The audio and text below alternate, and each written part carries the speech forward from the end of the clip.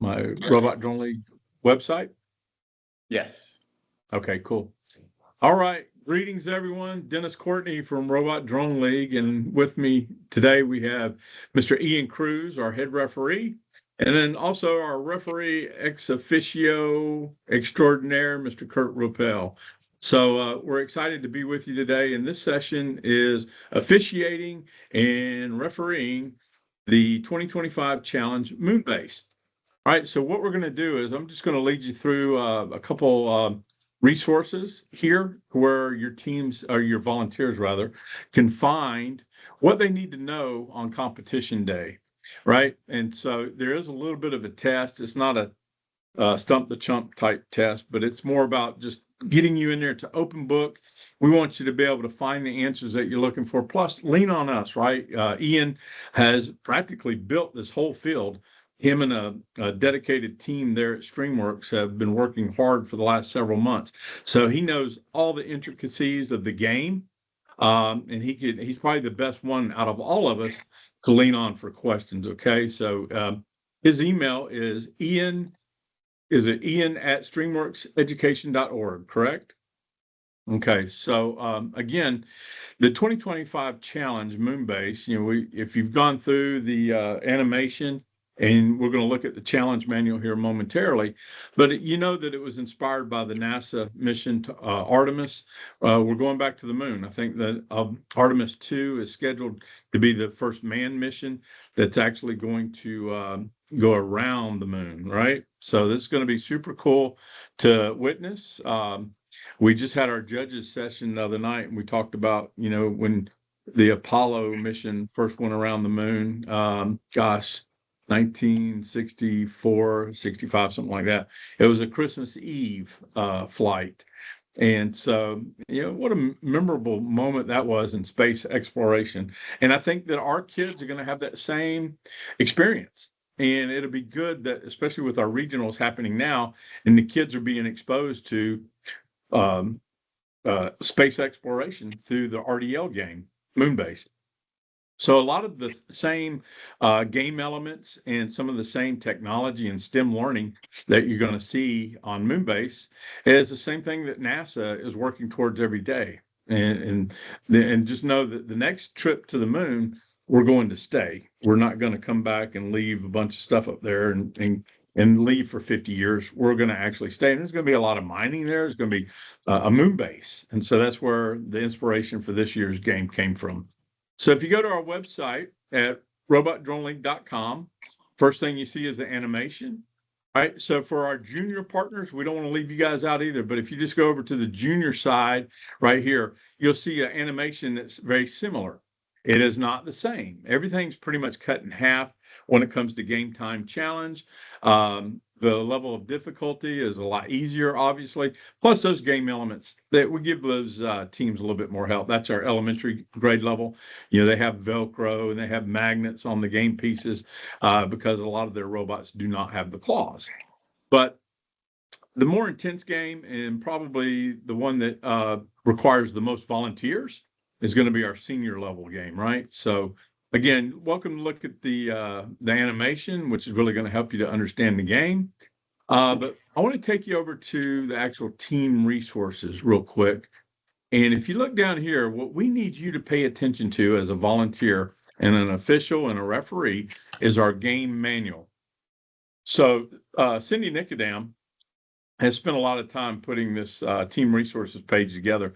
But if you click on that, you'll bring up the challenge manual for this season. And what you want to make sure of, it's the most current version. Because when we put these things together, a lot of our teams will come back and say, what about this? Or what if that? What if that changes? Absolutely. So we do have some changes. We're up to change 3 already. And the last change was dated September 12th. 2025. So just make sure that we're on change 3, and then of course we'll notify your regional coordinator if there's any other changes. But you just want to go through here, really get to understand the game, but also looking at the different game elements. All right. So first there's 8 different tasks. 7 which are actually physical tasks, which the robots and the drones are going to engage in, right? And there's a more broader definition to that inside the game challenge manual. But if your regional coordinator has done their due diligence, and we hope they have, I think they have, what they're going to provide to you is a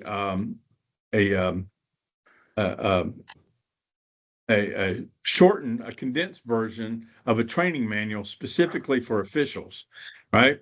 And so in there, you'll see an abbreviated scoring card, right? But if you want to look at the more detailed scoring card, you just look in here under the different tasks. So starting with mission task number 1, we have assembly of the Moonbase habitat modules. And so the teams have to take the modules out and they have to assemble them onto the field, essentially creating their moon base. Now, keep in mind, there's 2 teams on one alliance at any given time. So these guys are going to have to work together, right? The task number 2 is to establish the electrical power and the secure communications link. These are red and orange cabling that's connected via magnetism to the different game elements. So we have the satellite communications structure, and then we had the moon base. So in order to establish communications between the satellite and the moon base, that orange cable has to be connected. And then on the other side of the moon base, we have the solar panel array, the solar farm, if you will. And that's where the electrical power is going to come from for the moon base. So in between there is a red cable that's connected via magnets. And Ian, correct me if I'm wrong, but the magnets are spaced about 2 inches away from the connector. So it's the intent of the robot is to have to either pick that up or push it or somehow get it in close proximity to the other magnet so that it'll connect. And then the team will get their points for connecting all the making the conduits, right? Not that far apart, but the magnets are weak enough that you have to get them pretty close for them to snap together.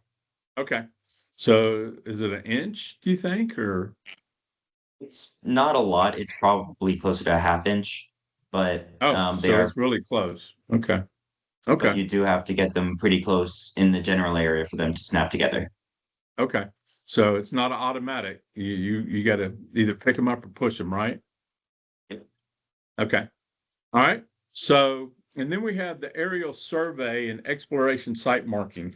So I think if you look at animation, the drones or the robots can drop off site markers into the craters.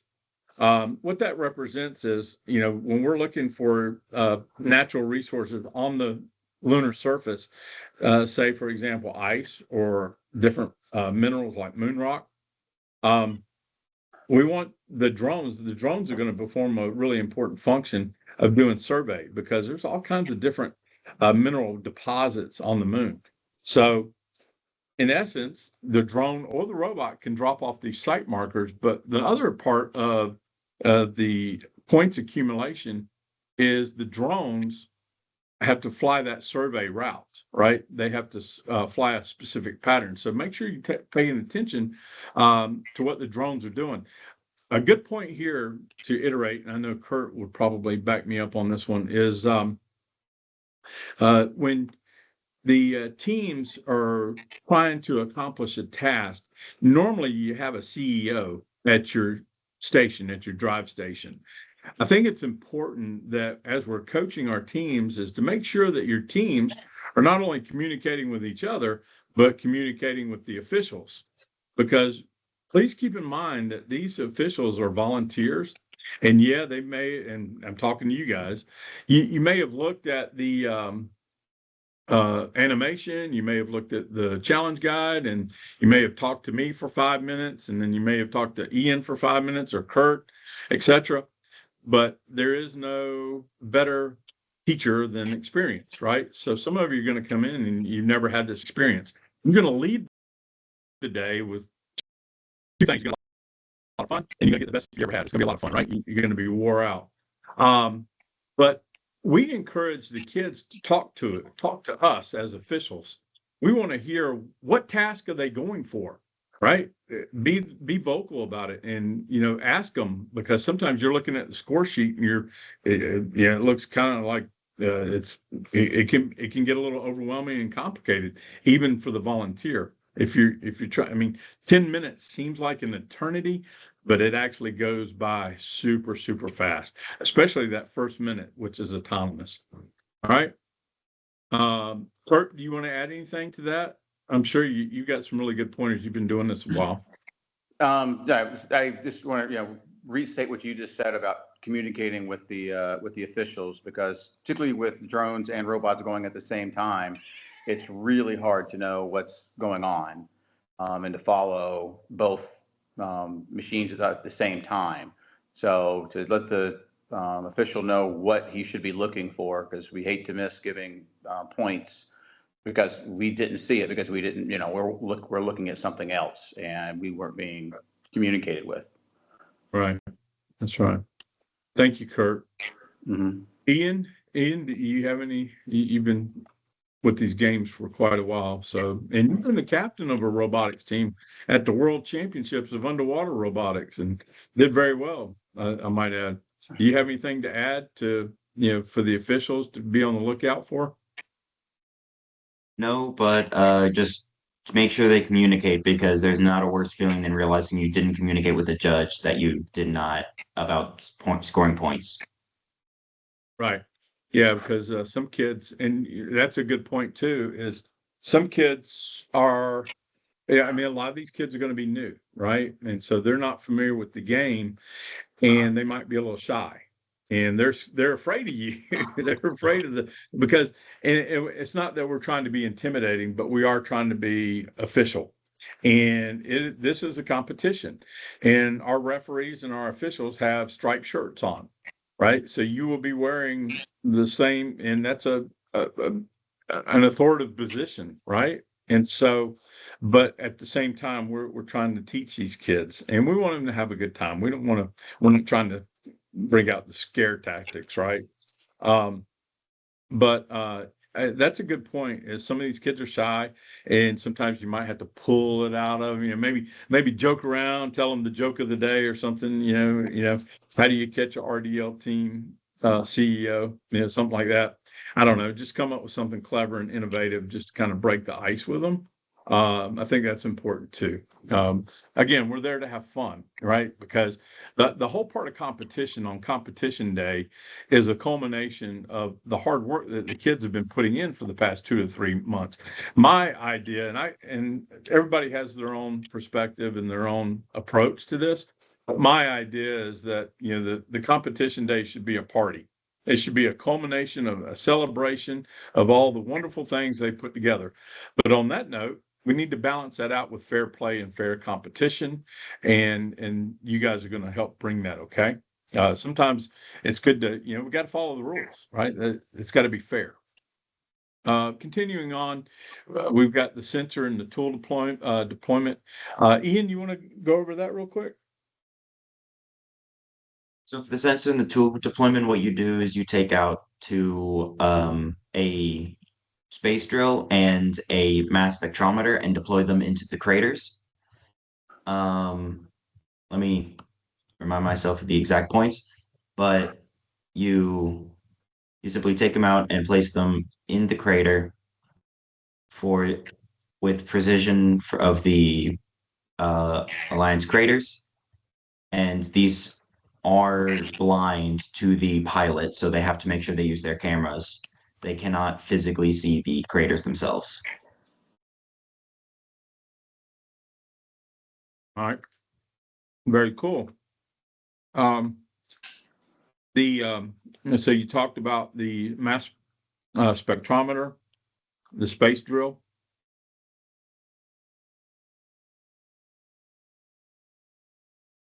Yes, so the two sensors are the mass spectrometer and the space drill. Both are worth 50 points in the teleop period,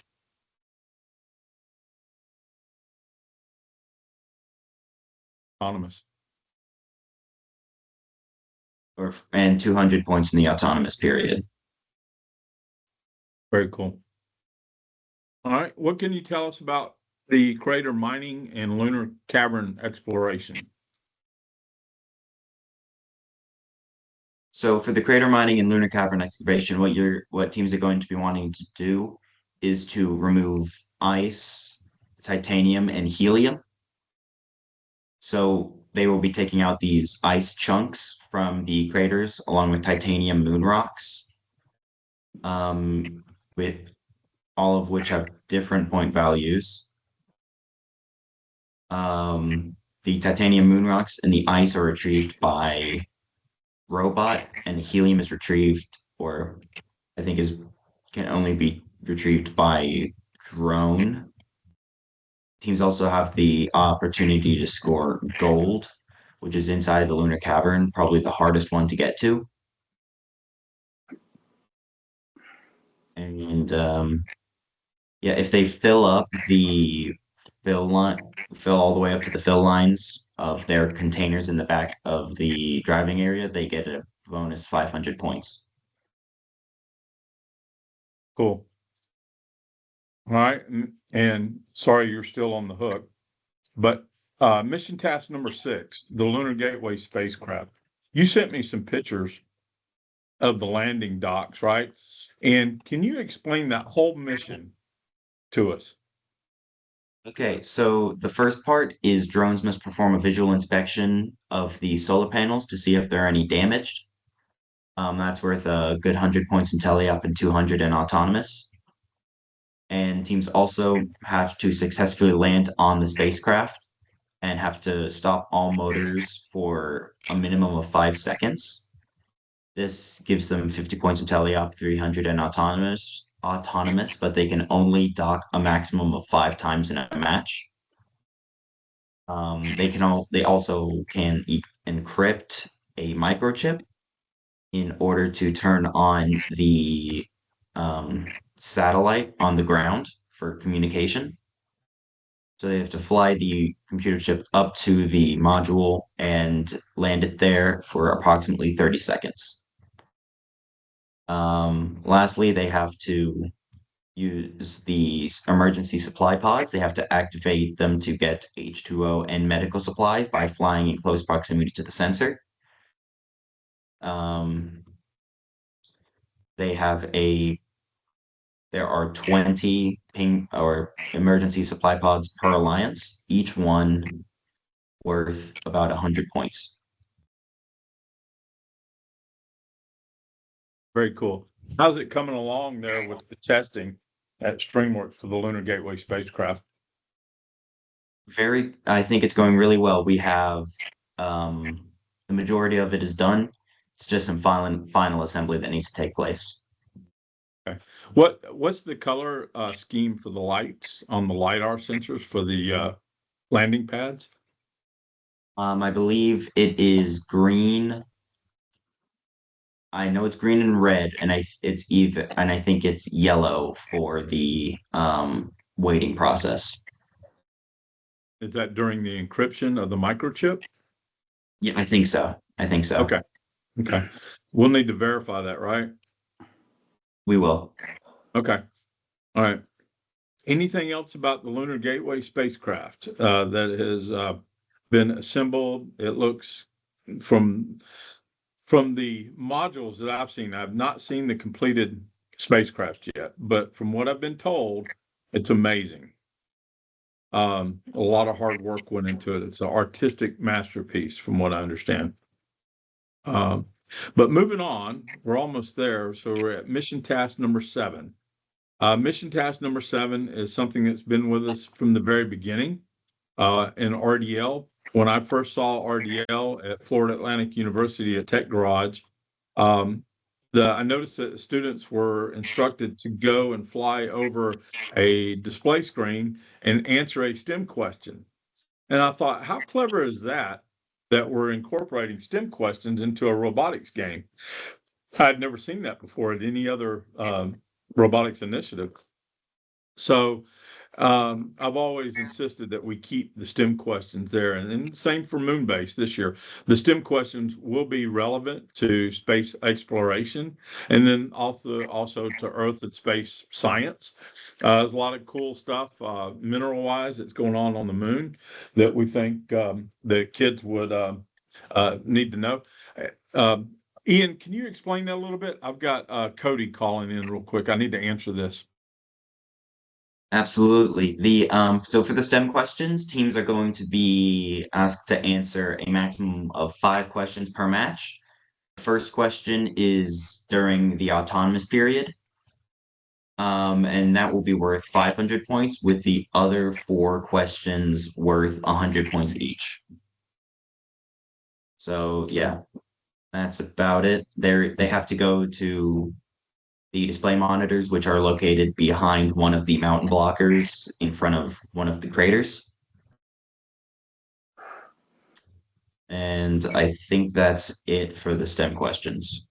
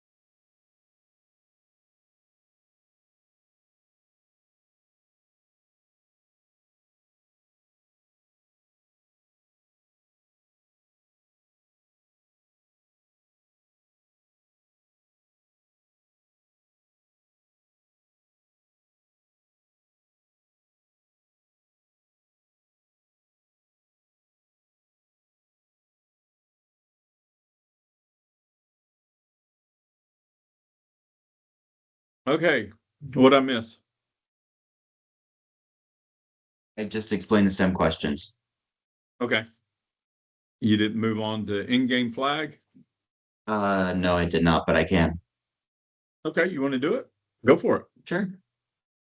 So after completing all of the other 7 missions, the teams will unfurl their alliance flag, which is worth a total of 500 points. So, Now, but they which can team only gets?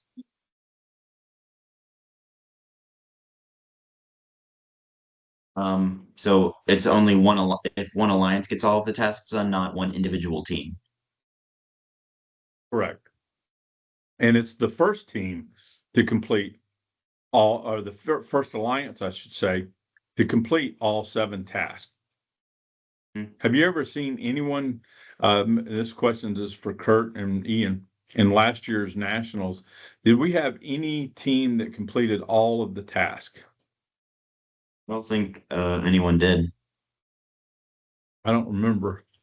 I'm hoping that if we weighted all of these tasks out appropriately, that hopefully with good timing between that 8 and that 10-minute mark, we should see some flags unfurl. I'm hoping. I just think having this game element this year was almost like a capture the flag type moment. And that's kind of what we were going for. So again, I'm anxious to see how it unfolds, which we'll have that first experience on November 1st at Peach County High School here in Georgia. And then November 8th at UVA Wise in Virginia. And then November 15th at Murfreesboro at Central High School, and then December 6th at Revere High School in Boston, Massachusetts, in the field house. So anyway, that's it for the mission task. Now we need to go into, I'm going to let Ian explain the autonomous period and the teleop period. Alrighty, so for the autonomous period, the first 60 seconds of the 10-minute match is the autonomous period. The drivers cannot control the robots, but teams are awarded points for the robots moving by themselves.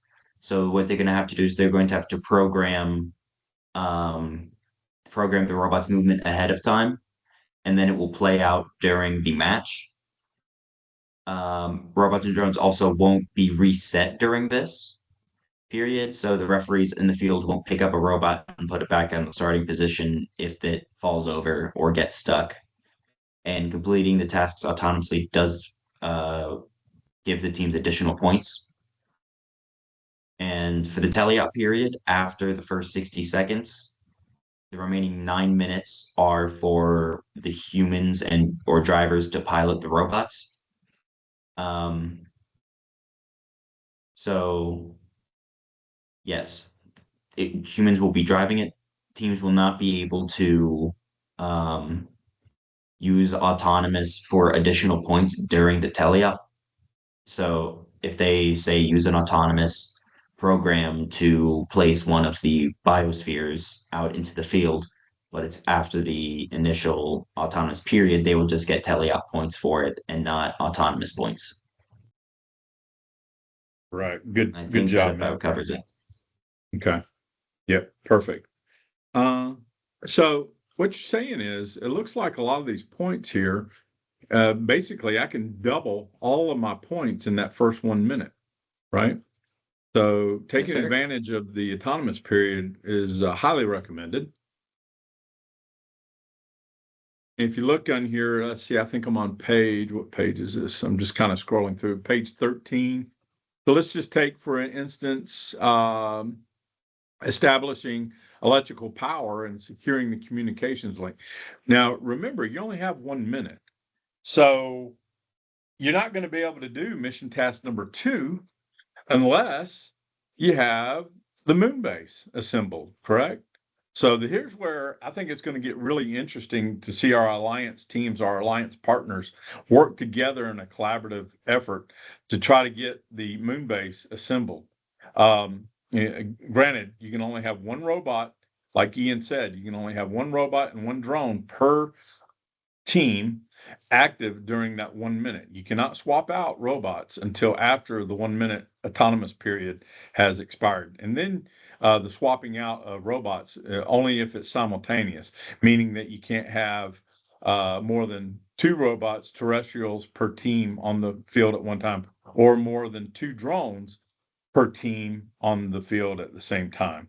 Right now, you can have 2 robots and 2 drones per alliance on the team on the field at one time. Hopefully that wasn't too confusing. Kurt, did I confuse you? You're muted. He probably said a little bit. Kurt, you're muted. You're muted. Can you hear us? Yes. Okay, now you got to say all that over again. I got it. Yes, I understood what you were saying, but Okay. yeah. So each team can only have one robot one robot and one drone on the field at the same time, but they can switch them out after the first 60 seconds. Correct. So each alliance will have 2 of each active at any given time. Correct. Good. All right, cool. Wanted to make sure I wasn't confusing anyone. Thank you, Kurt.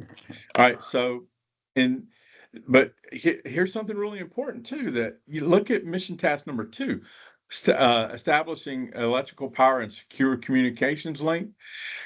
For the autonomous period, that's another 300 points. Wow. That's going to be significant, because what we saw at nationals last year, and Ian, maybe Ian can give us some examples of actual scores, or Kurt, you were there too. It was really close there at the end.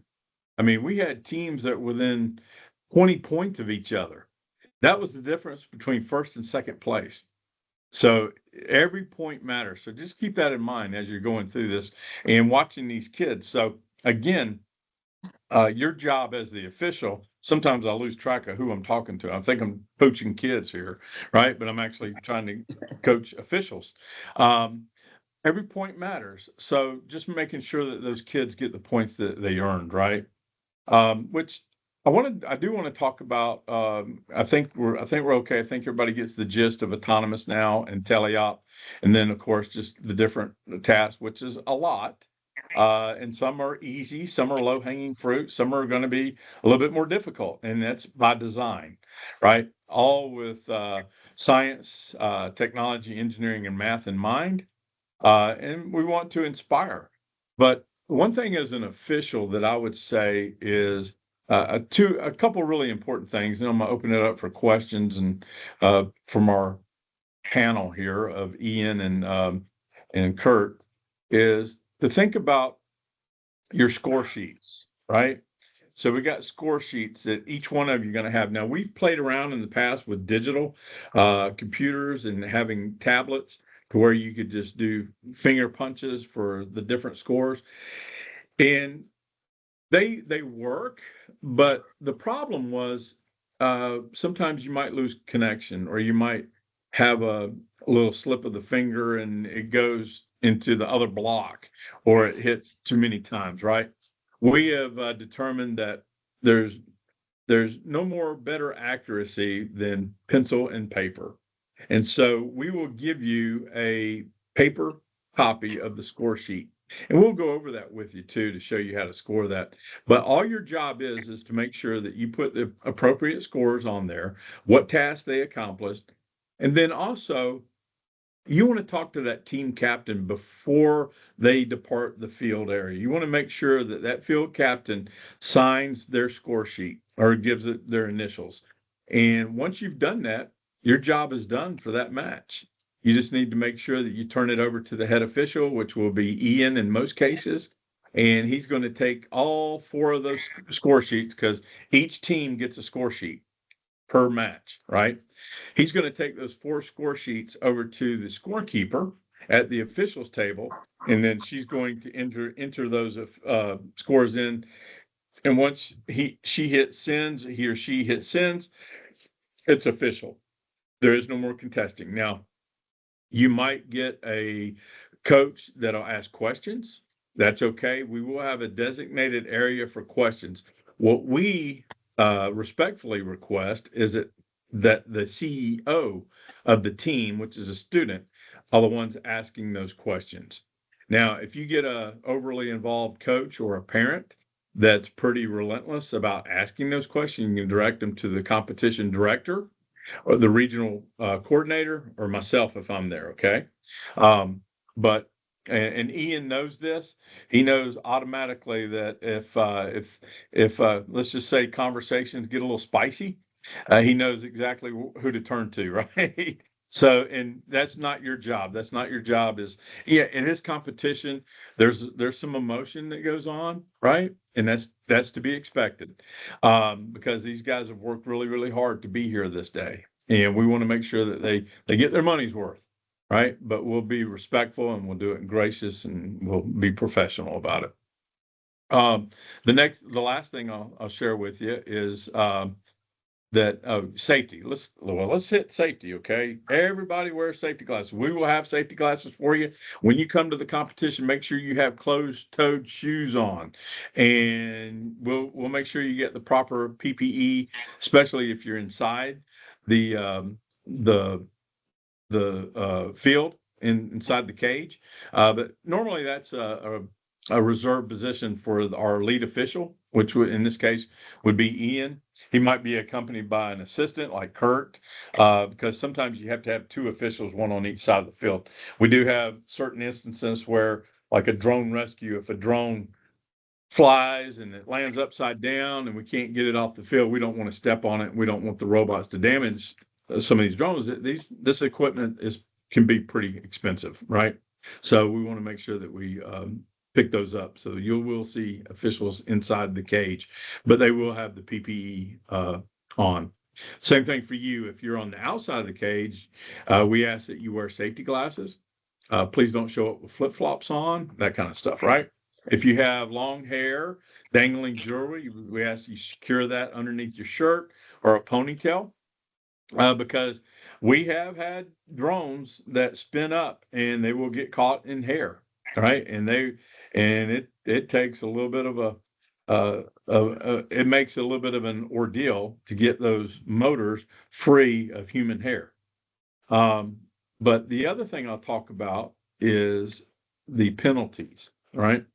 Now, again, let me iterate that we are not there to be an antagonist. We're not there to um, try to see the kids fail, right?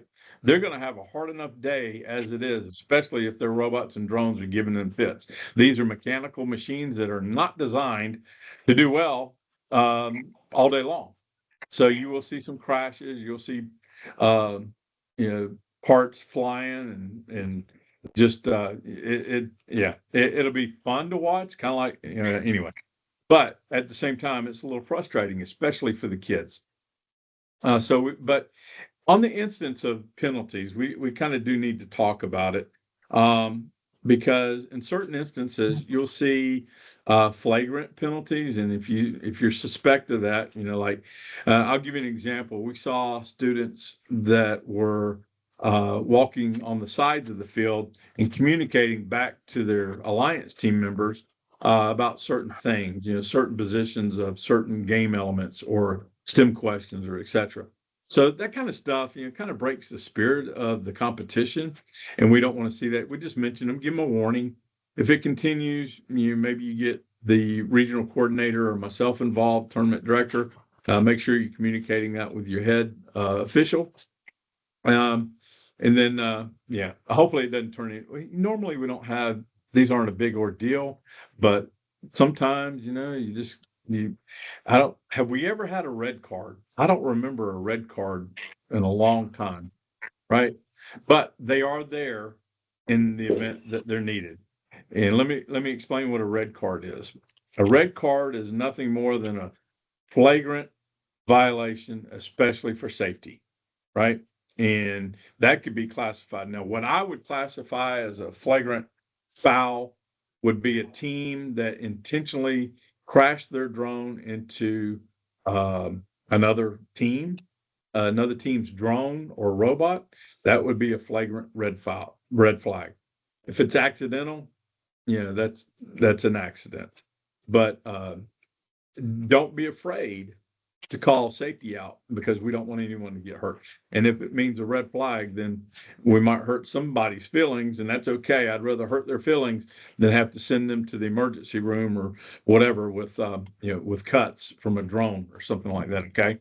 So just know that is within your power to do that, but it's very restricted power. So just be very careful when we start looking at yellow cards and red cards. The teams, this is in the challenge manual. They know about it. We've talked about excessive mentorship a little bit, but here it is in black and white. So each one of the coaches have been coached. You know what? And if they come to you and say, well, I didn't read that in the book. Well, it's right here. It's on page 26, right? And you can refer to that. Video capture evidence by RDL, that means us, right? We're the only ones that should be looking at any kind of appeal video. We used to do this in the past, and it got to the point where it was a little cumbersome, right? Everybody was filming and everybody wanted to have video review. We would not get out of there till midnight if we reviewed every match, right? So we're not going to do that. It has to be captured by RDL, right? That's us. And then, of course, awards. We want you guys to hang out for awards if you can. Do the high five line with the kids, celebrate them, and you tell them a good job. These kids. Here's what I always finish with at the end of for our volunteers, and I go back to my military days. When I was first entered into the U.S. Navy, I remember my recruiter's name. Mr. Petty Officer Singleton. I remember my company commander, Chief Blackwell, and But if you were to go and ask Petty Officer Singleton and Chief Blackwell who Dennis Courtney is, they wouldn't remember that name. They would have no clue who that is. But, and I mention that is because here's the truth. These kids are going to remember you for the rest of their life. Maybe not my name, but I promise you, they will remember you. And that's the impact that you're having on these kids for a day is they're pouring their heart into this. And so for that reason, it's going to be an extraordinary day. And I'm very grateful to each and every one of you for contributing your time and your expertise to help contribute to that impact for these children, these students. And on that note, I am done with the whole monologue about officiating and refereeing for RDL in the 2025 Challenge Moonbase. I would like for my colleagues here, Mr. Ian Cruz and Mr. Kurt Ruppel, to talk to us a little bit, maybe some best tips and practices. Wear comfortable shoes, right? What you got? What's some of your top three, Ian? Kurt? One thing I would recommend is, first of all, identify the CEO of as soon as you get out there, and try to basically stick close to them as much as you can, because they should be, and talk to them about basically doing a talking narrative. Just, whatever they're doing, they should be saying it out loud. That way, it helps you to follow it. It actually helps them. Always encourage all of them to have a written plan for what they're going to be doing. And even the really good teams might even hand you a copy. And that is really, really nice when they hand you a copy of exactly what their plan is, and you can follow it along, and it makes your job a whole lot better. And then when it comes to afterwards, I always tell the CEO ahead of time afterwards, we're going to meet just you after this. If anybody else in the team wants to be there, just kind of make them take, like I would say, 3 steps back, talk to the CEO, and you go over the score sheets until you agree on what their score is and get the signature. Particularly with parents, some parents do get in there and want to, or mentors want to get a little, they want to be involved. And I always tell them this is a student competition. So I'm going to work with the students. You're welcome to stand here and listen, but you're not allowed to talk. And if afterwards you have an issue, then you can take it up with the officials over there. And that's how I am. That's right. That's great advice, Kurt. Yeah. And that's important too. We talk to our judges about handing out their personal information, and we advise not to do that. It's just because it might be for, we've had some of our volunteers, they're very passionate about giving that instruction and giving some advice. But what we want the officials, the volunteers to know is, we advise against it, and there's reason for that is because that student or that teacher or that coach will probably be in contact with you, and they'll want to talk, and they'll call you during the evening dinner hour, and they'll call you on Sunday while you're in church or whatever. So you just need to be prepared for that. I think a good antidote to that is to maybe provide an email if you want to. That's totally up to you, totally optional. You don't have to provide anything, right? But good points, Kurt. Ian, what you got, man? Top 3. Say number one is definitely have fun with it. Because if you're not having fun, it shows to the kids that, okay, this isn't interesting, I guess. But if you're really enjoying it and having fun with it, then they will absolutely engage more. Especially if you can like crack a joke or two to the team that's there, it helps their nerves a lot because they're so stressed out in this position. They're like, okay, we've been working for this. Everything could go wrong, and a little joke can go a really long way in situations like that. Um, Number 3, pack a water bottle. Yeah. Just you're gonna need it at some point and might as well have it close by. That's great advice too. Yeah. Great advice. What about dancing? Ian has some really good dance moves. What about volunteers for dancing? Because we play the best music, right? Absolutely. Okay. All right. Um, Guys, thank you so much for your time and your input, and volunteers. Hope to meet you soon at one of our regionals. And oh yeah, let me add one more final thought to it. Is if you're able to be in the Tri-Cities area near East Tennessee State University on March 28th, we would love to have you volunteer as one of our officials for our national competition. So we will have teams from all four of our regionals advancing. Still up in the air as to how many teams we'll actually invite. There's a good chance it might be 25 plus, which is we're going to pack the whole mini dome of the East Tennessee State University campus. For last year's nationals, we had a drone light show in there. We had an issue turning the lights off, but I've been told that this year we will have the lights turned off. And so we'll get to see the drone light show. It'll be really cool. It's a fun event. It's all day. We combine both junior and senior together. The junior guys finish up in a half day. They're usually out of there a little bit after lunch, and then of course we always try to get everyone out of there by 4 or 5 o'clock at the latest.